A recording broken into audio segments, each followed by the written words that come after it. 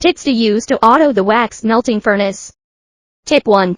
Ensure no water drops, otherwise it will cause wax splash in the process of melting the wax. Before pour the wax into the melter, you must use a dry towel or dry paper to wipe the wall of the barrel. Tip 2. The machine starts heating.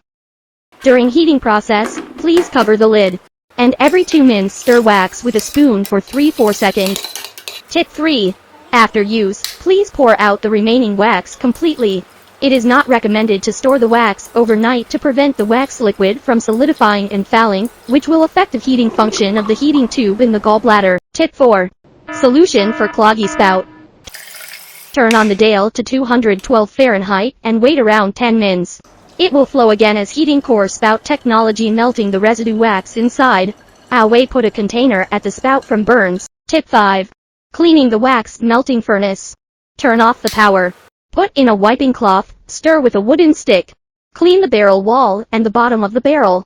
You can also add an appropriate amount of citric acid or white vinegar to the wax melting furnace.